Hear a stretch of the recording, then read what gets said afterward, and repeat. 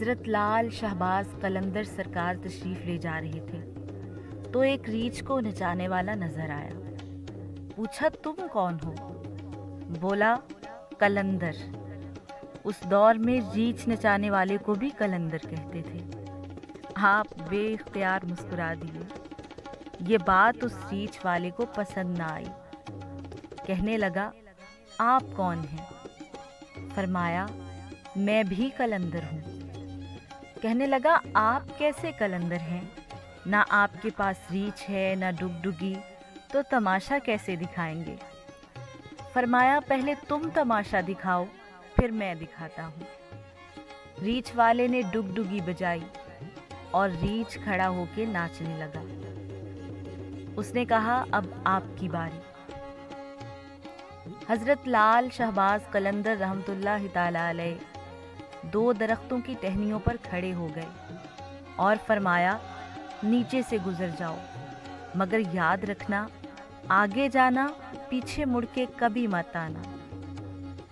جیسے ہی وہ نیچے سے گزرا ماحول ہی بدل گیا۔ نہ وہ سورج کی گرمی نہ گرد و غبار، جہاں تک نظر دیکھے خوبصورت پہاڑ، سبزہ اور وادیاں، نہ موسم گرم نہ ٹھنڈا۔ ابھی اسی سوچ میں ہی تھا کہ دیکھا ایک عظیم الشان لشکر سپاہیوں کا گھوڑوں پر سوار تیزی سے اس کی جانب بڑھ رہا ہے۔ وہ گھبرا گیا کہ آج تو جان گئی۔ پاس پہنچ کر لشکر رکا اور سپہ سالار آگے بڑھا۔ اس سے پہلے وہ کچھ کہتا، سپہ سالار بولا بادشاہ سلامت آپ کہاں غائب ہو گئے تھے؟ آپ کی سلطنت آپ کا انتظار کر رہی ہے اور ملکہ عالیہ کا رو رو کے برا حال ہے۔ اب وہ پریشان اور حیران شاہی گھوڑے پر سوار ہو کر ساتھ چل دیا۔ جب محل میں پہنچا تو عظیم الشان عمارت دیکھ کر حیران رہ گیا۔ اندر داخل ہوا تو خوبصورت ملکہ گلا شکوہ کرتی لپٹ گئی۔ کہاں رہ گئے تھے آپ؟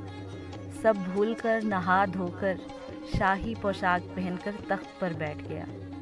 سالوں گزر گئے، بچے ہوئے، پھر شہزادے بڑے ہو گئے، بڑھاپا آ گیا، جسم سے جان، منہ سے ذائقہ چلا گیا۔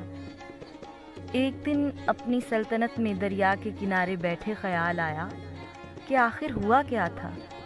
اسی جستجو میں وہیں پہنچا جہاں پر لشکر تھا تو دیکھا وہ درخت ابھی بھی موجود ہیں۔ سوچا چلو دیکھتے ہیں کہ کیا تھا۔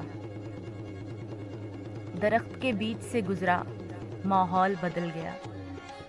وہی وقت، وہی مقام، سامنے اس کا ریچھ اور ڈگڈگی پڑی ہے۔ وہی گرمی، وہی گرد و غبار ہے۔ پیچھے دیکھا تو حضرت لال شہباز قلندر سرکار رحمۃ اللہ تعالی علیہ کھڑے تھے۔ اس کی حالت غیر ہو گئی۔ بولا جناب میری سلطنت، میری ملکہ، میرے شہزادے؟ تو آپ نے فرمایا سب تماشا تھا۔